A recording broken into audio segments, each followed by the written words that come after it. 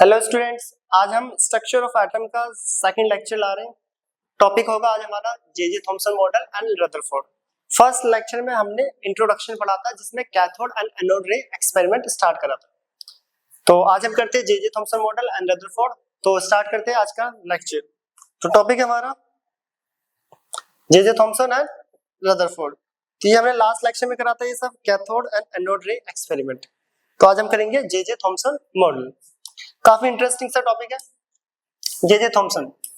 एक मिनट इसे साइड कर लेते हैं। तो स्टार्ट करते हैं। हमारा टॉपिक है J Thomson model. J Thomson ने एक एटॉमिक मॉडल दिया जो 1904 में, जो ईयर है यहाँ पे वो डिफरेंट डिफरेंट बुक्स में डिफरेंट डिफरेंट होता है, ठीक है, वो आप देख लेना। 1904 जे थॉमसन मॉडल। तो जे थॉमसन मॉडल था क्या और क्या एक्सप्लेनेशन है। जे थॉमसन ने एक एटॉमिक मॉडल दिया। इन्होंने बोला एटम जो होता है, एटम जो होता है वो एक स्फीयर की तरह है। किसकी तरह? एक स्फीयर की तरह, जिसमें इलेक्ट्रॉन्स जो होते हैं वो एम्बेडेड होते हैं। क्या होते हैं? Electrons embedded. एटम जो एक होता है एक स्फीयर की तरह और इलेक्ट्रॉन्स उसमें एम्बेडेड, धसे हुए होना, फिक्स्ड होना, जिसको कंपेयर करा उन्होंने watermelon, Christmas cake, resin pudding and so on. तो इन सब से उसको कंपेयर करा गया। तो जे थॉमसन ने क्या बोला कि जो एटम जो है वो एक स्फीयर होता है। इसको कंपेयर करा उन्होंने वाटरमेलन से। एक वाटरमेलन का अंदर वाला पोर्शन किससे कंपेयर करा उन्होंने? एक वाटरमेलन। बोला कि ये जो वाटरमेलन है इसमें जो ये ब्लैक कलर के सीड्स हैं, अगर हम तरबूज को काटे तो कुछ ऐसा दिखता है अंदर से। यस और नो? जो ब्लैक सीड्स हैं इसको उन्होंने नाम दिया इलेक्ट्रॉन्स। क्या नाम दिया? इलेक्ट्रॉन्स। इलेक्ट्रॉन्स। और जो ये रेड पोर्शन इसको बोला गया positive charge. Positive charge particles. यहां पे समझना काफी इंपॉर्टेंट है। इन्होंने बोला जो इलेक्ट्रॉन्स होते हैं वो एम्बेडेड होते हैं, उसमें फिक्स्ड होते हैं, और जो बचा हुआ पोर्शन है वो सब पॉजिटिव चार्ज स्फीयर है। याद रखना ये पॉजिटिव चार्ज पार्टिकल्स या पॉजिटिव चार्ज स्फीयर, और इलेक्ट्रॉन्स उसमें क्या होते हैं? एम्बेडेड। ये किन्होंने कहा? ये बोला था जे थॉमसन ने। 1904 में एक मॉडल दिया, एटॉमिक मॉडल। उन्होंने बोला कि इलेक्ट्रॉन्स जो होते हैं वो एक बीज की तरह, जैसे तरबूज में बीज होते हैं ना, उसकी तरह एम्बेडेड होते हैं, और बचा हुआ सारा पोर्शन पॉजिटिव चार्ज पार्टिकल है। इन्होंने इतना एक्सप्लेनेशन दिया। इनकी स्टेटमेंट देख लेते हैं। In this model,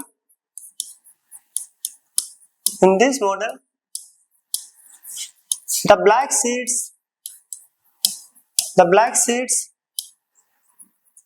embedded into it called electrons. इन्होंने इस ब्लैक सीड्स को क्या नाम दिया गया? Electrons. And red portion called positively charged particle.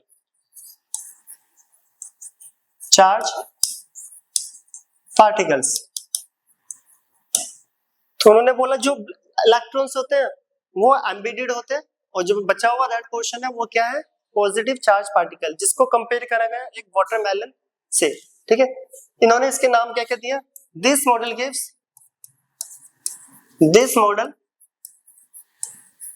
gives many names like first name watermelon,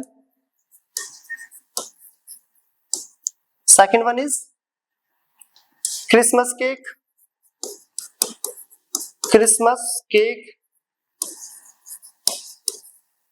and resin pudding.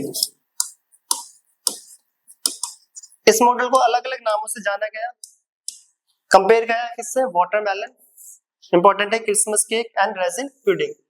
ठीक है, इन्होंने इन चीजों से कंपेयर किया। इन्होंने बोला कि जो first atomic model J Thomson ने दिया, उन्होंने बोला कि एटम जो होता है एक स्फीयर है, स्फीयर की तरह होता है, और उसके अंदर इलेक्ट्रॉन्स एम्बेडेड होते हैं।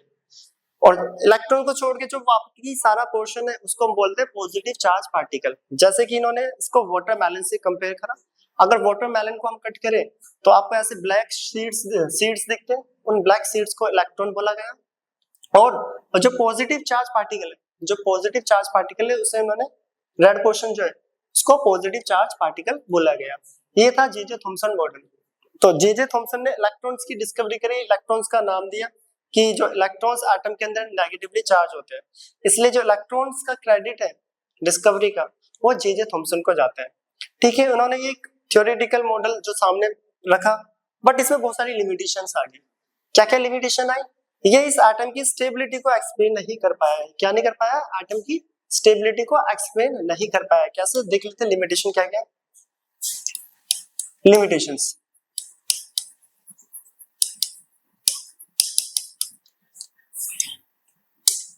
पहले देखते क्या statement. Through this model was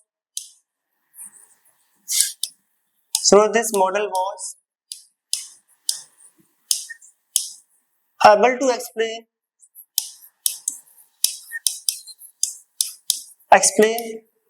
the overall neutrality of atom, overall neutrality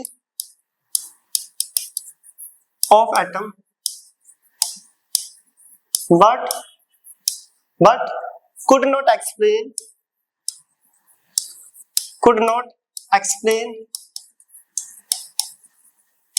the result of scattering experiment.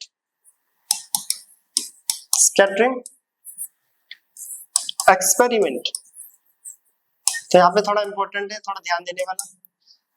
Simple सा बोला जाए तो ये एटम की न्यूट्रलिटी को देखो, इनके मॉडल में इलेक्ट्रॉन्स जो कि नेगेटिवली चार्ज पार्टिकल होते हैं और पॉजिटिव चार्ज पार्टिकल, यहाँ पे प्रोटॉन्स नहीं बोलेंगे क्योंकि इनके टाइम तक प्रोटॉन्स की डिस्कवरी नहीं हुई थी, इसलिए इन्होंने बचे हुए पोर्शन को पॉजिटिव चार्ज पार्टिकल बोला।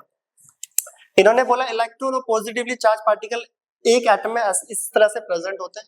अगर इलेक्ट्रॉन और पॉजिटिव साथ साथ है, नेगेटिव और पॉजिटिव साथ साथ है, तो ओवरऑल एटम क्या हो जाएगा? न्यूट्रलाइज। क्या हो जाएगा? न्यूट्रलाइज। तो न्यूट्रलिटी को एक्सप्लेन नहीं कर पाई अपनी, ठीक है। और साथ के साथ यहाँ पे लिखा हुआ रिजल्ट ऑफ स्कैटरिंग एक्सपेरिमेंट। जो आगे रदरफोर्ड ने, इनके बाद रदरफोर्ड आए, उन्होंने स्कैटरिंग एक्सपेरिमेंट करा, उनके ऑब्जर्वेशन को भी ये एक्सप्लेनेशन नहीं कर पाए एटम की एटॉमिक थ्योरी जो उन्होंने एक्सपेरिमेंटल दिया था। तो जे जे थॉमसन ने क्या बताया? जो इलेक्ट्रॉन्स होते हैं वो एम्बेडेड होते हैं और जो बचा हुआ पोर्शन है पॉजिटिव चार्ज पार्टिकल। ये उसकी limitation. Through this model was able to explain the overall neutrality. ये न्यूट्रल हो रहा है, इसकी न्यूट्रलिटी को एक्सप्लेन नहीं कर पाए और स्कैटरिंग एक्सपेरिमेंट को भी एक्सप्लेनेशन नहीं कर पाया। ये जे जे थॉमसन मॉडल था जो कि थ्योरेटिकली कॉन्सेप्ट था। क्या था? Theoretically concept. तो इसमें आपको पता होना चाहिए इलेक्ट्रॉन की डिस्कवरी का क्रेडिट जे जे थॉमसन को मिलता है, जो कि 1904 में इन्होंने एक्सप्लेनेशन दिया था। अब आता है इसके बाद रदरफोर्ड। अब रदरफोर्ड ने एक्सपेरिमेंटली एक्सप्लेन कर दिया, एक्सपेरिमेंट करा और एटम के बारे में बहुत सारे ऑब्जर्वेशन बताई, और अब वो ऑब्जर्वेशन हम यहाँ पर अभी पढ़ेंगे कि रदरफोर्ड ने कौन कौन सा ऑब्जर्वेशन करी और क्या उनका स्कैटरिंग एक्सपेरिमेंट था और कैसे उन्होंने करा। तो ये है हमारा जे जे थॉमसन मॉडल। अब आता है हमारा रदरफोर्ड, इसे नोट करो। अब हम आते हैं रदरफोर्ड मॉडल पर। अगला टॉपिक है हमारा रदरफोर्ड मॉडल, बहुत ज्यादा इंपॉर्टेंट। जे जे थॉमसन जो मॉडल था वो थ्योरेटिकल था, ठीक है। ये experimental explanation. Rutherford model of an atom. देखो यहाँ पे ईयर्स जो है वो डिफरेंट बुक्स में डिफरेंट ईयर्स मिलते हैं। आप अपनी टेक्स्ट बुक में देखना, जो आपकी बुक में ईयर लिखा होगा उस ईयर में करें। तो Rutherford model of an atom, Rutherford का जो एटॉमिक मॉडल था वो क्या था और क्या क्या उन्होंने एक्सप्लेनेशन दी, अब हम पढ़ेंगे। तो उन्होंने क्या करा, एक गोल्ड फॉइल ली और गोल्ड फॉइल से अल्फा पार्टिकल्स को पास करा। रदरफोर्ड ने क्या करा, गोल्ड फॉइल ली, उससे अल्फा पार्टिकल्स को पास करा। तो पहले इसका डायग्राम देखते हैं क्या है, क्या अल्फा पार्टिकल किन्हें बोलते हैं और गोल्ड फॉइल क्यों यूज करा उन्होंने। तो डायग्राम ड्रॉ करते हैं, ठीक है। सामने देख लो, ये हमारे पास एक लाइट बॉक्स है, लाइट बॉक्स, और बीच में रख देता है छोटा सा एक रेडियो एक्टिव एलिमेंट, रेडियम, ये हमने रख दिया रेडियम। रेडियम एक रेडियो एक्टिव एलिमेंट्स होता है, अभी इसके बारे में भी थोड़ा डिस्कस करेंगे। और ये जो रेडियो एक्टिव एलिमेंट है यहां से क्या निकल रहे थे, अल्फा पार्टिकल्स। कौन से particles, alpha particles. Alpha particles आगे गई और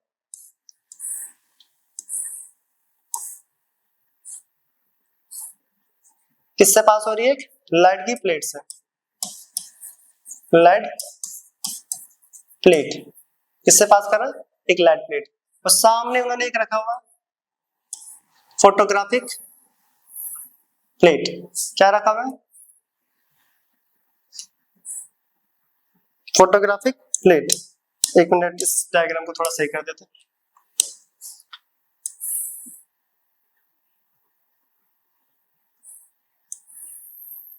ठीक है, एक फोटोग्राफिक प्लेट, यह है फोटोग्राफिक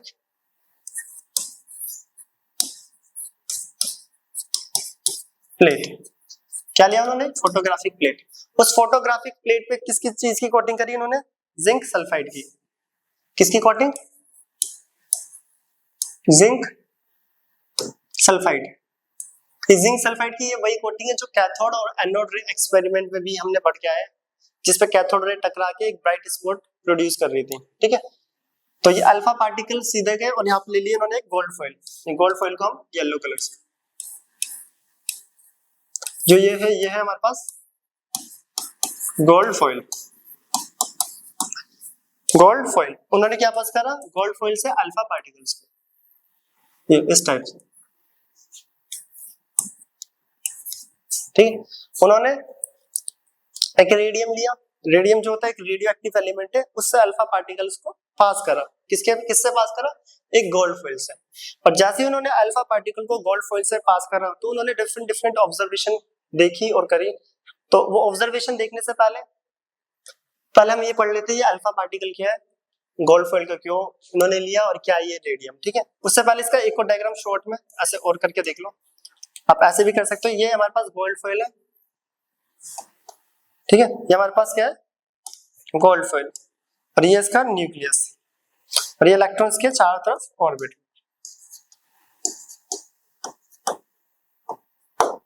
ठीक है, ये इसका क्या है, न्यूक्लियस, और ये आ रही है यहां से अल्फा पार्टिकल्स, ये सारे अल्फा पार्टिकल्स। दोनों डायग्राम से समझेंगे हम क्या होता है रदरफोर्ड।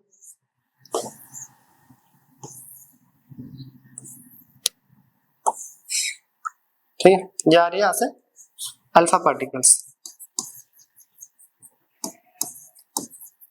तो रदरफोर्ड ने क्या करा, गोल्ड फॉइल से अल्फा पार्टिकल्स को पास आउट करा, और पास आउट करके एटम को एक्सप्लेन करा कि एटम दिखता कैसा है, मतलब अंदर से एटम है कैसा, एम्प्टी स्पेस है या एटम के अंदर कौन कौन से सब एटॉमिक पार्टिकल्स लाई करते हैं। इन चीजों को इन्होंने क्या करा, एक्सप्लेन। वो एक्सप्लेनेशन करने से पहले हम आ जाते हैं अल्फा पार्टिकल क्या होता है।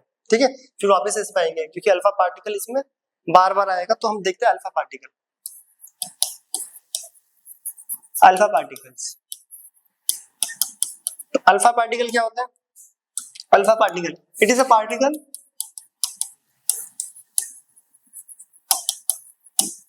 which carry 2 unit of positive charge, 2 unit of positive charge and mass nearly equal to the 4 times of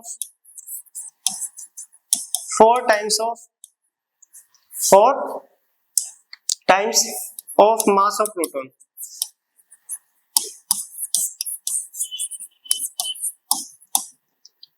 four times of mass of proton. तो अल्फा पार्टिकल क्या होते हैं, जिन पे 2 यूनिट पॉजिटिव चार्ज हो, क्या हो, पॉजिटिव चार्ज, कितना, 2 unit positive charge, और जिसका मास कितना टाइम हो, 4 times of mass of proton. एक minute, 4 times of mass of proton. इस शूज ओपन हो गया, ठीक है, ठीक है, 4 times of mass of proton, that is it is nothing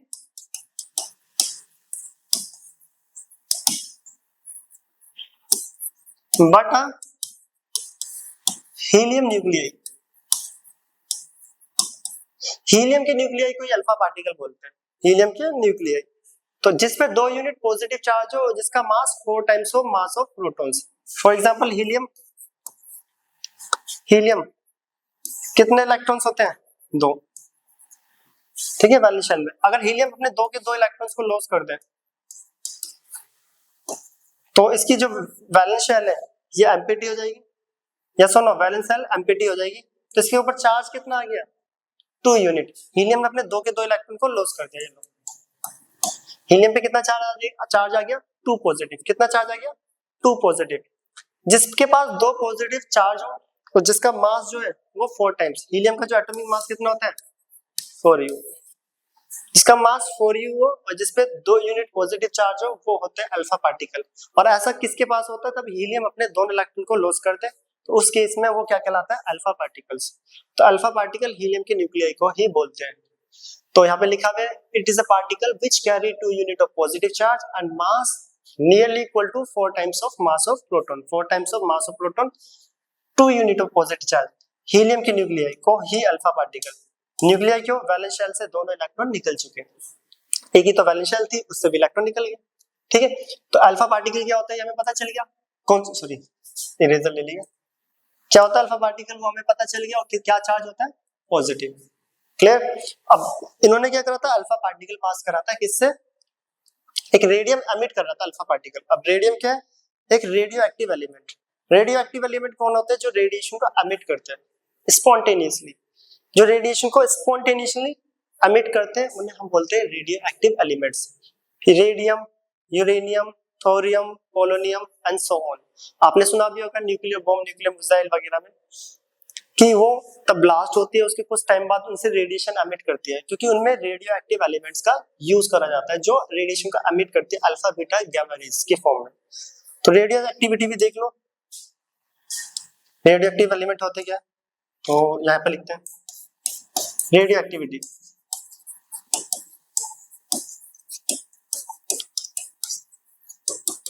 radio activity, radio active element होते क्या है, ठीक है। The phenomena in which the phenomena in which spontaneous emission of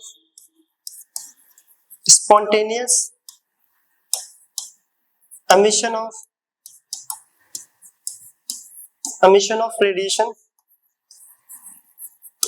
spontaneous emission of radiation from certain elements, जहां पे spontaneously emit करे radiation को, अपना स्पॉन्टेनियस मींस अपने आप, ठीक है, जहां पे अपना आप रेडिएशन एमिट करे certain elements like uranium, radium, etc, polonium, thorium, ठीक है। द मेटल एमिटेड या द एलिमेंट या the metal emitted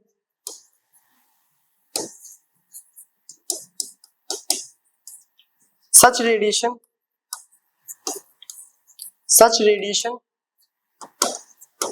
is called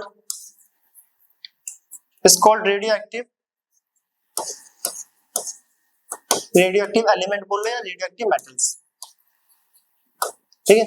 तो रेडियोएक्टिव एलिमेंट्स और रेडियोएक्टिव मेटल्स होते कौन है? जो स्पॉन्टेनियसली रेडिएशन को एमिट करे। स्पॉन्टेनियस मींस अपना आप, इनको किसी और की जरूरत नहीं पड़ती है, अपना आप ही alpha beta gamma rays emit करते हैं।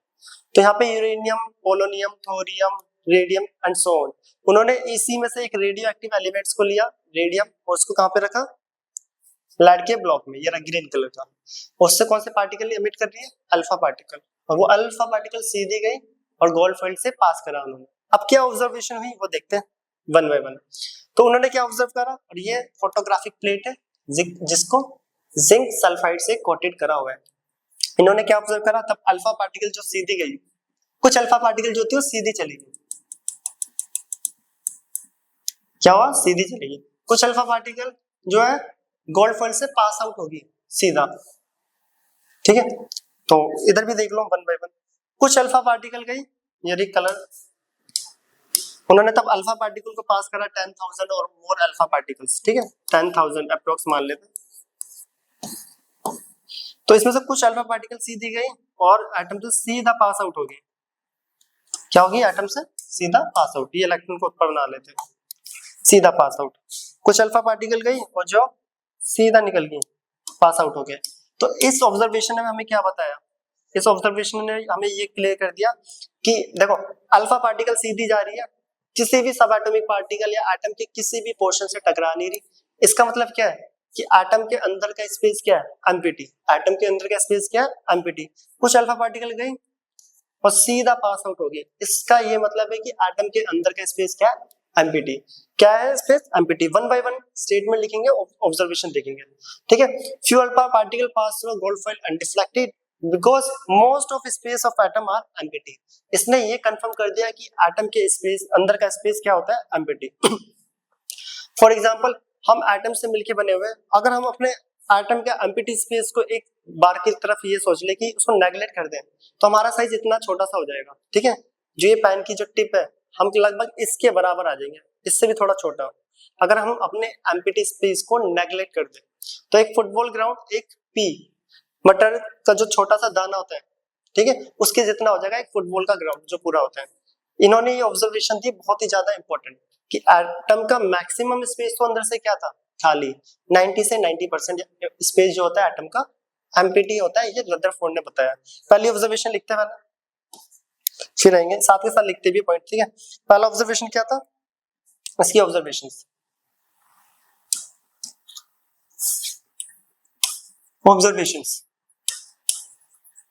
तो रदरफोर्ड ने पहला ऑब्जर्वेशन क्या दी, first most of space of atom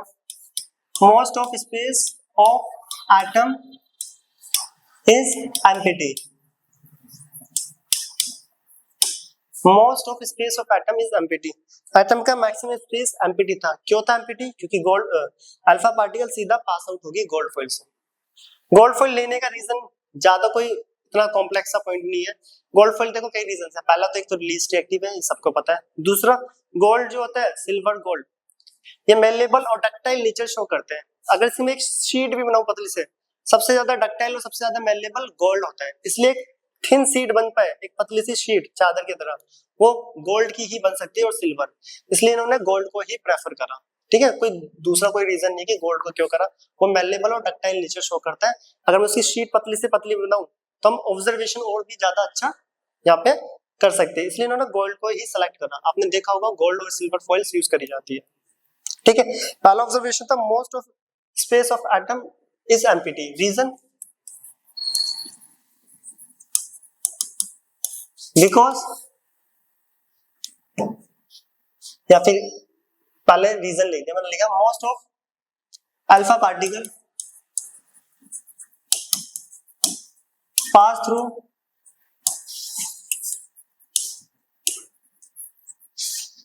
gold foil undeflected, ठीक है। Most of alpha particles pass through gold foil undeflected. Maximum alpha particle बिना डिफ्लेक्ट करे गोल्ड फॉइल से पास हो गई थी। रीजन बिकॉज, पहले रीजन लिख दिया था मैं, because most of space of atom is empty. पहला पॉइंट, ठीक है। पहला पॉइंट, पहले ऑब्जर्वेशन ने रदरफोर्ड को बताया कि एटम के अंदर का स्पेस मैक्सिमम क्या होता है, खाली। क्यों, क्योंकि अल्फा पार्टिकल जो होती है वो सीधा पास आउट हो गई थी बिना किसी से टकराए, सेकंड अब आ जाओ सेकंड, कुछ अल्फा पार्टिकल गई, वो डिफरेंट एंगल्स पे डिफ्लेक्ट कर रही थी। ये प्लस में जो मैं लिख रहा हूँ इसका मतलब है यहाँ पे जाके टकरा के अल्फा पार्टिकल, जो जिंक सल्फाइड की जो कोटिंग हो रही है उस पर टकरा के एक ब्राइट स्पॉट प्रोड्यूस कर रही थी, ठीक है। प्लस का मतलब वो एक ब्लिंक जिसे बोलते हैं ना लाइट व्हाइट कलर की, ऐसा प्रोड्यूस होता है। कुछ अल्फा पार्टिकल सीधी गई, कुछ डिफरेंट डिफरेंट एंगल्स में डिफ्लेक्ट कर गई, कुछ डिफरेंट डिफरेंट एंगल्स में डिफ्लेक्ट कर गई, जो कि यहाँ पे भी देख लो। कुछ अल्फा पार्टिकल गई और एक एंगल में डिफ्लेक्ट कर गई, कुछ अल्फा पार्टिकल गई और एक एंगल में डिफ्लेक्ट कर गई। यहाँ से आपको डिफ्लेक्शन दिख रहा होगा, ये रहा, ठीक है। अब एक पर्टिकुलर एंगल में डिफ्लेक्ट कर रही है, ऐसा क्यों, ऐसा क्यों? तो उनके माइंड में ऑब्जर्वेशन और उन्होंने जो एक्सप्लेनेशन करी कि अल्फा पार्टिकल कुछ तो सीधी जा रही थी, सीधी निकल गई, कुछ एक एंगल पे डिफ्लेक्ट कर गई, क्योंकि जो ये फोटोग्राफिक प्लेट है यहाँ पे ब्राइट स्पॉट आने लग गया। हमने तो सीधा भेजा था अल्फा पार्टिकल को, तो अल्फा पार्टिकल साइड में कैसे आ गई? उसका मतलब कोई हैवी बॉडी एटम के सेंटर में प्रेजेंट है, कोई हैवी बॉडी एटम के सेंटर में प्रेजेंट है जिसका वॉल्यूम बहुत ज्यादा स्मॉल है, जिसका वॉल्यूम बहुत ज्यादा स्मॉल है, जो इसको डिफ्लेक्ट कर रही है, जो इसको क्या कर रही है? डिफ्लेक्ट। क्या कर रही है? डिफ्लेक्ट। अभी इतना लिखते हैं, फिर आते थर्ड ऑब्जर्वेशन से कि उन्होंने कंफर्म कर दिया कि वो हैवी बॉडी के अंदर क्या था और कौन सा चार्ज था, ठीक है। सेकंड ऑब्जर्वेशन, कुछ alpha particle, some alpha particle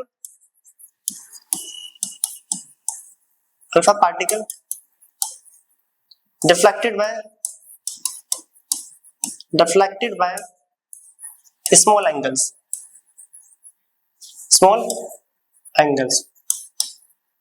reason the deflection must be due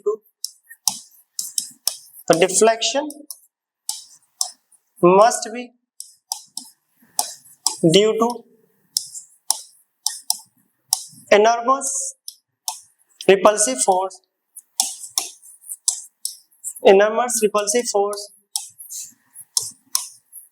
showing that the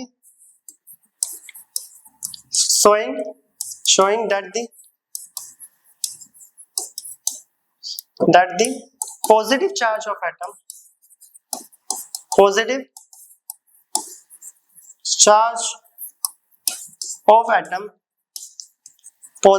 of atom is not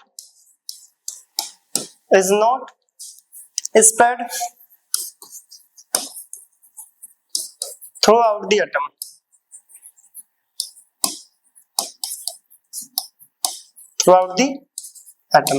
Second observation, few alpha particle या some alpha particle deflected by small angles, ठीक है, small angles में deflect हो गई। Reason the deflection must be due to enormous repulsive force, कोई repulsive force है जो क्या showing that the positive charge of atom जो positive charge of atom show कर रहा है। अब ये पॉजिटिव चार्ज क्यों कर रहा है? ये तो इसका मतलब क्या है? बहुत इंपॉर्टेंट पॉइंट है। Positive charge of atom is not spread through out the atom, और वो जो पॉजिटिव चार्ज है वो एटम के चारों तरफ स्प्रेड नहीं है, वो एकदम सेंटर की तरफ ही है, ठीक है। जो सेंटर के पास से जा रही थी उसको उन्होंने क्या कर दिया? डिफ्लेक्ट। अब ये डिफ्लेक्ट क्यों करा? रीजन देखो, ये अल्फा पार्टिकल गई एक पर्टिकुलर एंगल में डिफ्लेक्ट होगी, अल्फा पार्टिकल गई डिफ्लेक्ट होकर इधर उधर चली गई, ऐसा क्यों? अल्फा पार्टिकल पे कौन सा चार्ज था? हमने देखा अल्फा पार्टिकल पे 2 यूनिट ऑफ पॉजिटिव चार्ज, इसलिए अल्फा पार्टिकल आपको पता होना चाहिए। अल्फा पे कौन सा चार्ज है? पॉजिटिव। अगर अल्फा पार्टिकल्स को कोई डिफ्लेक्ट कर रहे हैं तो उस पे कौन सा चार्ज होगा? कॉमन सी बात है, like charges are repel each other. मान लो ये सामने कैमरा वो है, क्या बोलते हैं, गोल्ड फॉइल, मैं अल्फा पार्टिकल पास कर रहा हूँ, कुछ अल्फा पार्टिकल सीधा चला जाएगी क्योंकि खाली स्पेस है, कुछ जो इसके पास जाएगी, गोल्ड फॉइल जो है अल्फा पार्टिकल उसके पास जा रही है, गोल्ड फॉइल अल्फा पार्टिकल को डिफ्लेक्ट कर रही है क्योंकि गोल्ड फॉइल के पास कोई पॉजिटिव चार्ज है, क्योंकि पॉजिटिव चार्ज ही होगा जो अल्फा पार्टिकल को डिफ्लेक्ट कर देगी, पॉजिटिव चार्ज ही होगा जो अल्फा पार्टिकल को डिफ्लेक्ट करेगी, क्योंकि like charges are repel each other. इससे ये तो कंफर्म हो गया कि यहाँ पे कोई पॉजिटिव चार्ज है, इसलिए ये पॉजिटिव चार्ज अल्फा पार्टिकल को क्या कर रहा है? डिफ्लेक्ट। क्या कर रहा है? अल्फा पार्टिकल को डिफ्लेक्ट। तो यही स्टेटमेंट देखो यहाँ किसी ऑब्जर्वेशन में इन्होंने दी, this show that the positive charge of an atom, कि एटम के पास कोई पॉजिटिव चार्ज है इसलिए वो पॉजिटिव चार्ज अल्फा पार्टिकल को डिफ्लेक्ट कर रहा है, क्योंकि सेम चार्ज होते तो इसलिए वो इसको डिफ्लेक्ट करता है, अगर अपोजिट चार्ज होता तो खींच लेता पास में, ठीक है। इनकी second observation. And last observation जो कि बहुत इंपॉर्टेंट, वो भी जो लास्ट ऑब्जर्वेशन है उन्होंने कंफर्म कर दिया कि एटम के पास हाँ सच में ही पॉजिटिव चार्ज है जिसको हम क्या बोलते हैं, प्रोटॉन। तो इतनी सारी अल्फा पार्टिकल में से सिर्फ कुछ अल्फा पार्टिकल, एक आध सीधा गया, तो अल्फा पार्टिकल, इस बार इसको अलग से हाईलाइट कर रहा है, ये अल्फा पार्टिकल गया और टकराई और यहीं से क्या हो गया, बाउंस बैक। यहां से क्या हो गया, बाउंस बैक। अब अल्फा पार्टिकल को कोई बाउंस बैक भेज रहा है, अल्फा पार्टिकल पे कौन सा चार्ज था, पॉजिटिव, और वो किसी से टकरा के आ रही है, किसी के पास जाके उससे रिफ्लेक्ट करा जा रहा है टकरा के। इससे तो ये कंफर्म हो गया कि जो सामने उसके पास भी कौन सा चार्ज है, पॉजिटिव, क्योंकि लाइक चार्जेस आर रिपेल। तो इससे ये कंफर्म हो गया कि न्यूक्लियस के अंदर पॉजिटिव चार्ज पार्टिकल है जिसको क्या बोला गया, प्रोटॉन। क्या बोला गया, प्रोटॉन। अगर इसमें भी देखा जाए, इसमें वो बाउंस बैक पूरा बैक नहीं दिखाया जाता है, इस फिगर में ऐसा दिखाया जाता है, ठीक है, लगभग बाउंस बैक हो गई, ठीक है। भारी आ जाएगा तो वो आपको शो ही नहीं होगा, इसका मतलब बाउंस बैक होता है इस फिगर में, और इस वाली फिगर में इसका मतलब ये बाउंस बैक, ठीक है। कुछ अल्फा पार्टिकल बाउंस बैक होगी, उसने कंफर्म कर दिया कि सेंटर के पास, न्यूक्लियस के पास एक पॉजिटिव चार्ज पार्टिकल है जिसको क्या नाम दिया गया, क्या नाम दिया, प्रोटॉन्स। तो प्रोटॉन्स की डिस्कवरी का क्रेडिट किनको मिलता है, रदरफोर्ड। किनको मिलता है, रदरफोर्ड। Discovery of proton. और इलेक्ट्रॉन की डिस्कवरी का J Thomson. Discovery of electrons. तो यहाँ पे देखो, एक अल्फा पार्टिकल बाउंस बैक होगी, इसने कंफर्म कर दिया कि न्यूक्लियस के अंदर क्या है, प्रोटॉन। और दूसरा, वो जो प्रोटॉन पॉजिटिव चार्ज है वो बहुत ज्यादा छोटा है, उसने देखो इस छोटी सी बीम में से सिर्फ कुछ ही वेव्स बोल सकते हो या कुछ ही अल्फा पार्टिकल को बैक करा। लगभग 10,000 अल्फा पार्टिकल है इतने से स्पेस में, ठीक है, इतने से स्पेस में क्या है, 10,000 अल्फा पार्टिकल, उसमें से एक या दो को बाउंस बैक करा, बाकी कुछ सीधी निकल गई, कुछ रिफ्लेक्ट होगी। इसका मतलब उस न्यूक्लियस के अंदर जो प्रोटॉन है उसका साइज भी बहुत ज्यादा स्मॉल होता है, बहुत ज्यादा क्या है, स्मॉल, ठीक है। तो प्रोटॉन, नेक्स्ट थर्ड जो ऑब्जर्वेशन है,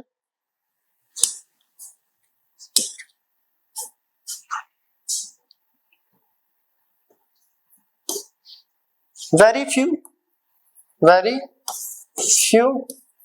सिर्फ एक दो, ठीक है, alpha particles bounce back, that is were deflected 180 degree, बोल सकते कि टकरा के वापस 180 डिग्री पे आ गया, ठीक है। इस फिगर में ऐसे शो करा जाता है और इस फिगर में इस टाइप से, दोनों ही बना सकते हो। तो क्या हो गया, very few alpha particle bounce back that is were deflected 180 degree. Reason, because इसका रीजन है, ठीक है,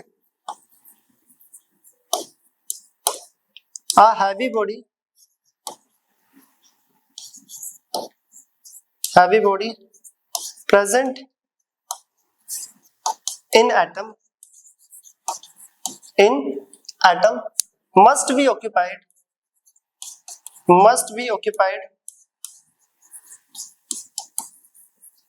very small volume, very small volume.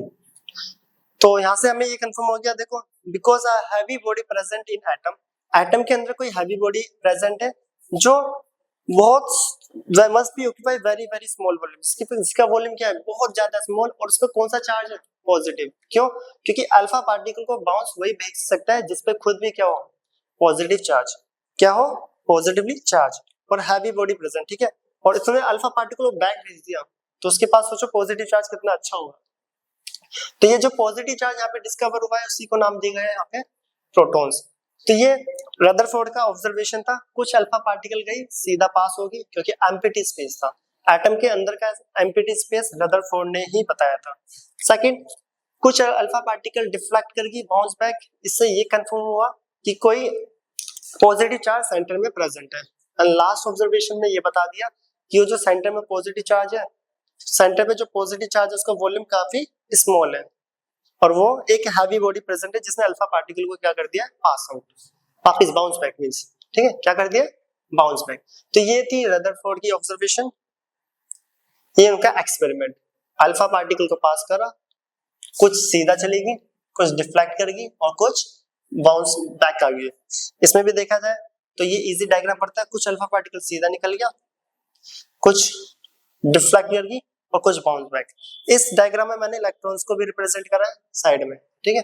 अब ये क्या है इलेक्ट्रॉन्स, और रदरफोर्ड ने किन पॉइंट्स को ज्यादा कंसीडर करा अपने एटॉमिक मॉडल में, अब हम वो देखने वाले हैं। क्या देखने वाले हैं, रदरफोर्ड ने किन पॉइंट्स के बारे में ज्यादा ऑब्जर्वेशन, ज्यादा डिटेल में एक्सप्लेनेशन करा, वो हम देखेंगे। ये सब उन्होंने एक्सपेरिमेंट के थ्रू करा, ठीक है। ये नहीं कि थ्योरेटिकली कॉन्सेप्ट दे दिया, एक्सपेरिमेंट। पहला पॉइंट बहुत ज्यादा इंपॉर्टेंट है, एम्प्टी स्पेस। अब ये तो था रदरफोर्ड मॉडल। अभी सीखा रदरफोर्ड मॉडल ऑफ एटम, इन्हीं का Rutherford model of an atom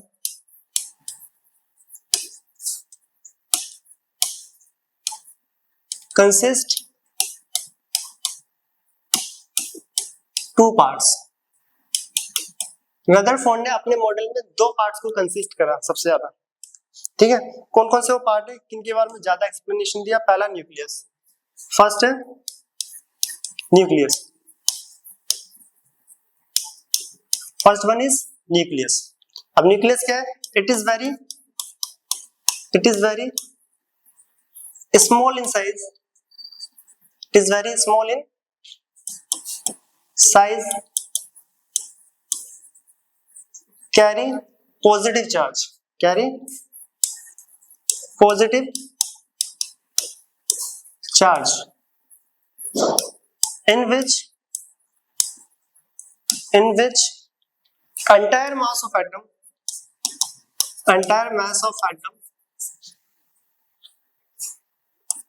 is concentrated या was concentrated।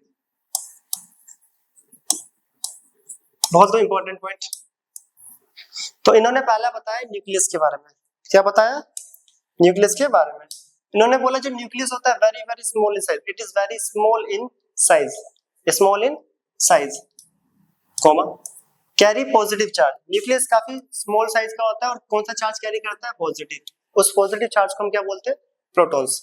In which entire mass of atom is concentrated. Atom का पूरे मास को कौन कंसंट्रेट करेगा, न्यूक्लियस। याद रखना है, बहुत इंपॉर्टेंट है। एटम के पूरे मास को कंसंट्रेट मतलब एटम को चला कौन रहा है, न्यूक्लियस चला रहा है। जैसे कि घर को पेरेंट्स चलाते हैं, mummy papa, same as it is जो एटम होता है उसको कौन चलाता है, न्यूक्लियस। अगर न्यूक्लियस चला रहा है तो न्यूक्लियस उसे पूरा अच्छे से कंट्रोल करता है, ठीक है। ये इंपॉर्टेंट पॉइंट है, आगे लिमिटेशन में काम आएगा ये पॉइंट। सेकंड पॉइंट था उनका, ये तो ठीक है, ये तो हमने पढ़ा था। अब इसके छोड़ के कुछ और भी बताया था, एक्स्ट्रा न्यूक्लियर पार्ट,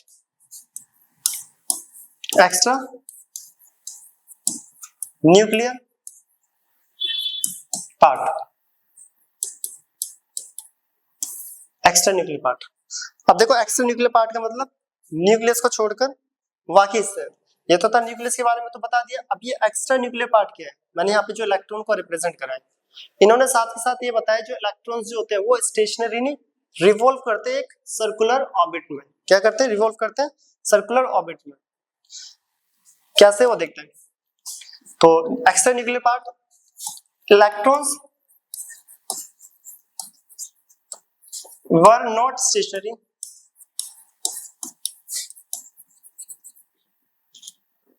ये पास्ट का है ना तो बहुत ही लिख लो, बहुत कंसंट्रेटेड या ठीक है। Electrons were not stationary,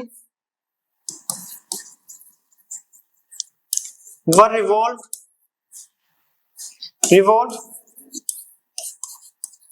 around the circular orbit,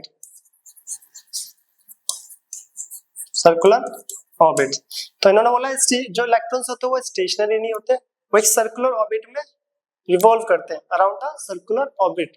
as a result centrifugal force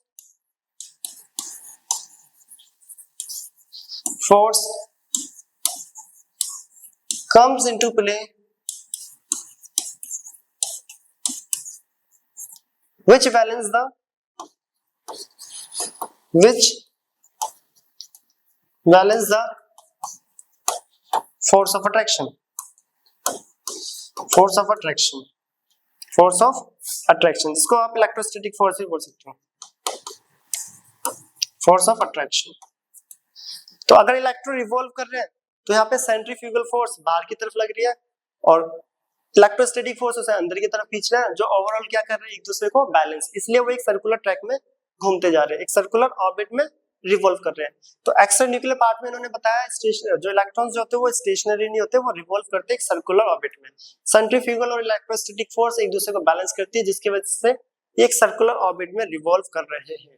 तो ये बताया रदरफोर्ड ने अपने मेन एटॉमिक मॉडल में, जो कि उनके ऑब्जर्वेशन ये थी और एक्सपेरिमेंट हमने समझ लिया। ठीक है, ये ऑब्जर्वेशन थी, ये इनके मेन पॉइंट्स जो उन्होंने एक्सप्लेन करा। अब इनकी लिमिटेशंस क्या आ गई, ये तो क्लियर हो गया सब, इसे नोट कर लेना। अब आती है रदरफोर्ड की लिमिटेशंस, काफी इंपॉर्टेंट। रदरफोर्ड की क्या लिमिटेशंस रही कि अगले मॉडल्स और अगले एटॉमिक मॉडल्स को हमें पढ़ना पड़ा। ठीक है, तो रदरफोर्ड की क्या लिमिटेशंस थी ये अब हम पढ़ते हैं, इसे नोट कर लेना, स्क्रीनशॉट ले लो या नोट कर लो। अब आ रहा है नेक्स्ट लिमिटेशंस। लिमिटेशंस इंपॉर्टेंट है इसकी और भी ज्यादा और interesting. Limitations of Rutherford model, ठीक है, उनकी लिमिटेशंस। अब इन्होंने बोला था जो इलेक्ट्रॉन्स होते हैं वो स्टेशनरी नहीं होते, वो रिवॉल्व करते हैं एक सर्कुलर ऑर्बिट में। देखो ये पॉजिटिव न्यूक्लियस में प्रोटॉन, ये जो कि हमें यहाँ पे भी दिखा था, यहाँ पे अभी से पॉजिटिव लिख सकते हो बीच में। ठीक है, इन्होंने कंफर्म कर दिया यहाँ पे प्रोटॉन है पॉजिटिव। तो इलेक्ट्रॉन जो होते हैं वो रिवॉल्व करते हैं एक सर्कुलर ऑर्बिट में, यस और नो, इन्होंने बोला। ठीक है, इन्होंने बोला जो इलेक्ट्रॉन होते हैं वो एक सर्कुलर ऑर्बिट में रिवॉल्व कर रहा है इलेक्ट्रॉन्स, ऐसा रदरफोर्ड ने बोला। अब अगर कोई भी चार्ज पार्टिकल रिवॉल्व कर रहे हैं, कोई भी चार्ज पार्टिकल अगर रिवॉल्व करते हैं तो वो एनर्जी को लॉस करते हैं। क्या करते हैं वो? एनर्जी को लॉस, एनर्जी को लॉस करते हैं। ठीक है, ये एनर्जी निकल रही है, ऐसा कि इन्होंने बताया। यह according to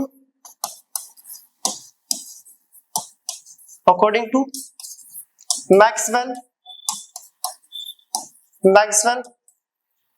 theory of electromagnetic radiation, electromagnetic जो हमारा आगे हम पढ़ेंगे भी इलेक्ट्रोमैग्नेटिक थ्योरी वगैरह, electromagnetic according to Maxwell theory of electromagnetic radiation,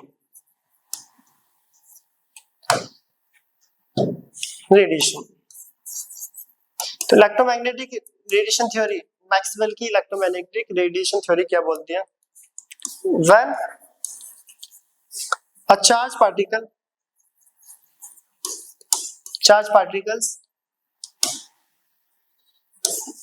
accelerate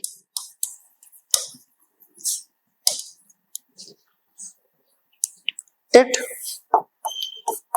emit radiation, emits बोल लो या फिर लॉस एनर्जी। ठीक है, अगर कोई भी चार्ज पार्टिकल एक्सेलरेट करता है तो वो एनर्जी को लॉस करता है। इलेक्ट्रोमैग्नेटिक थ्योरी हमें बताता भी है और ऐसा होता भी है। अगर कोई भी चार्ज पार्टिकल एमिट कर रहा है तो वो एनर्जी को लॉस करेगा। फॉर एग्जांपल अगर इलेक्ट्रॉन घूम रहे हैं, अगर इस कॉन्सेप्ट को भी एक बार के लिए हम हटा लें तो हमें पता है, देखो इलेक्ट्रॉन अगर रिवॉल्व कर रहा है, इलेक्ट्रॉन को घूमने के लिए एनर्जी तो चाहिए होगी। हर चीज को देखो चलने के लिए एनर्जी चाहिए होती है। हम भी तब वॉक करते हैं, एक्सरसाइज करते हैं, रनिंग करते हैं, जंपिंग, तो हमें भी क्या किसकी नीड होती है? एनर्जी, ताकि जो कि हम फूड खाते हैं उसमें glucose, carbohydrate and so on, इन सबसे हमें एनर्जी मिलती है। तो इलेक्ट्रॉन को भी क्या चाहिए? एनर्जी। अब इलेक्ट्रॉन एनर्जी कहां से लेगा? मैंने बोला था, इस पॉइंट पे याद रखना, in which entire mass of atom is concentrated. Nucleus atom को कंसंट्रेट कर रहा है, न्यूक्लियस एटम को कंसंट्रेट कर रहा है, और एटम के चारों तरफ कौन घूम रहे हैं? इलेक्ट्रॉन्स। तो इलेक्ट्रॉन एनर्जी कहां से लेगा? जो उसे कंसंट्रेट कर रहा है, जो चला रहा है, कहां से लेगा? न्यूक्लियस से। कहां से लेगा? न्यूक्लियस से। देखो इलेक्ट्रॉन रिवॉल्व कर रहा है और न्यूक्लियस उसे कंसंट्रेट करता चाहता, और कोई चीज घूम रही है, अगर एनर्जी ले रहा है तो एनर्जी लॉस भी होगा, चाहे आप फैन भी अगर घुमा रहे हो, फैन भी चला रहे हो, तो फैन घूम रहा है तो एनर्जी लॉस हो रही है। क्यों? क्योंकि इलेक्ट्रिसिटी बर्बाद जा रही है या यूज हो रही है, एक ही बात है, ठीक है। इलेक्ट्रिसिटी तो वो क्या कर रहे हैं, हम वेस्ट ही कर रहे हैं अगर ये फैन हमारा घूम रहा है। तो फॉर एग्जांपल अगर इलेक्ट्रॉन्स भी अगर यहाँ पे रिवॉल्व करेगा तो ये एनर्जी कहाँ से लेगा, न्यूक्लियस से। अगर रिवॉल्व कर रहा है तो एनर्जी को रिलीज भी करेगा। आप उसे लॉस्ट बोल लो एनर्जी को, या फिर एनर्जी वेस्ट बोल लो, या एनर्जी रिलीज बोल लो, एक ही बात है। अगर ये इलेक्ट्रॉन एनर्जी को एमिट कर रहा है, और ऐसा करता भी है according to Maxwell theory of electromagnetic radiation, जब कभी भी कोई चार्ज पार्टिकल एक्सेलरेट करता है तो एनर्जी को लॉस करता है, ठीक है, क्या करता है, एमिट।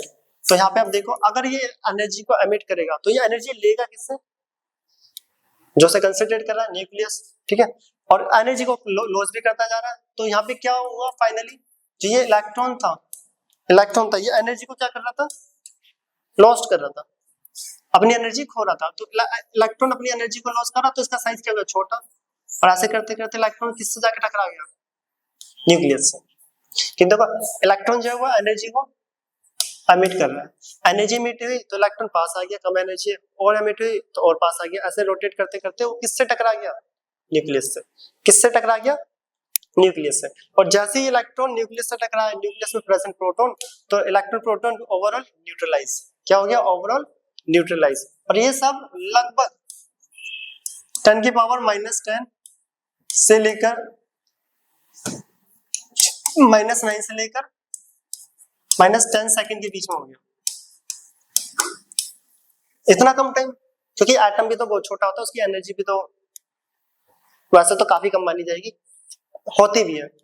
एटम 10 की पावर -9 से लेकर 10 की पावर -10 सेकंड के अंदर अंदर खत्म हो गया। अगर देखो मैं मानता हूँ कि मेरे पास एक रदरफोर्ड मॉडल ऑफ एटम है, तो बोलते ही खत्म हो गया, क्योंकि टाइम इतना कम है, उसके बीच में ये एग्जिस्ट ही नहीं करा।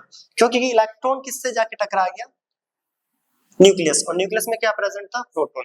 क्यों टकरा गया, क्योंकि स्टेटमेंट बोलती है और इलेक्ट्रोमैग्नेटिक की थ्योरी और कॉन्सेप्ट भी, कि अगर चार्ज पार्टिकल एक्सेलरेट करेंगे तो वो एनर्जी को एमिट करते हैं, एनर्जी एमिट करेगा तो इलेक्ट्रॉन धीरे धीरे अपनी एनर्जी कम करते हुए किससे टकरा जाएगा, न्यूक्लियस, ठीक है।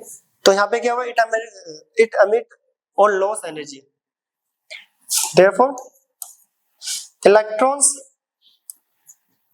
आर कोलाइड, कोलाइड बोल लो या कोलाइड ही बोल लो, विद न्यूक्लियस या प्रोटॉन, ठीक है, ये लिख लेना, electrons are collide with nucleus और प्रोटॉन, ठीक है, ये यहाँ पे फिगर में भी दिख गया। अब यहाँ पे एक इंपॉर्टेंट पॉइंट, तो यहाँ पे जो एटम है वो कोलैप्स कर गया पूरा, रदरफोर्ड मॉडल गलत हो गया।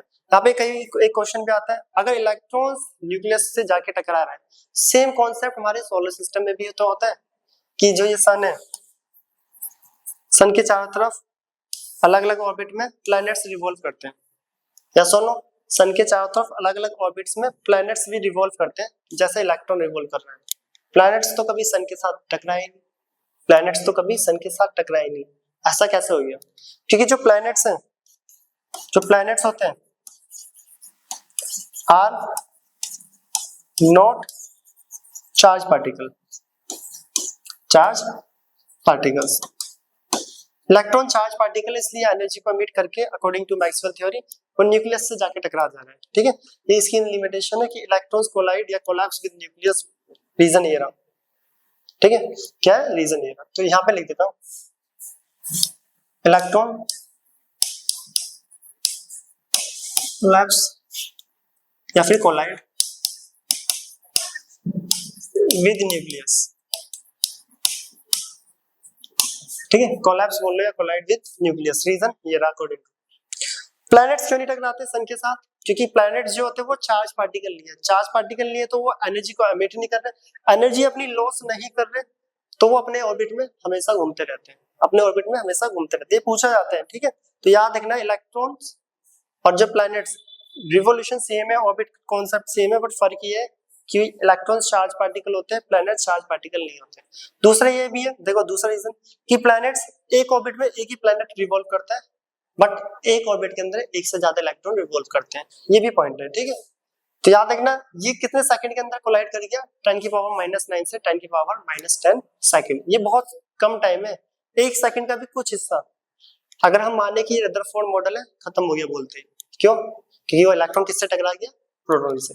अब ये नहीं कि रदरफोर्ड तो मॉडल गलत हो गया तो उन्होंने ऑब्जर्वेशन दी, ये बहुत सारे कॉन्सेप्ट को बताते गए, एम्प्टी स्पेस बता दिया, सोचो प्रोटॉन्स बता दिया, न्यूक्लियस बता दिया, आउटर एक्स्ट्रा न्यूक्लियर पार्ट बताया, इलेक्ट्रॉन का रिवोल्यूशन बताया, बहुत सारे कॉन्सेप्ट को एक्सप्लेन इन्होंने करा। तो ये था आज हमारा J Thomson and Rutherford model, इसे आप नोट करें।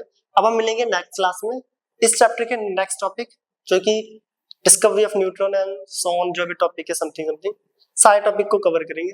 तो ये आप नोट करो एंड बाय।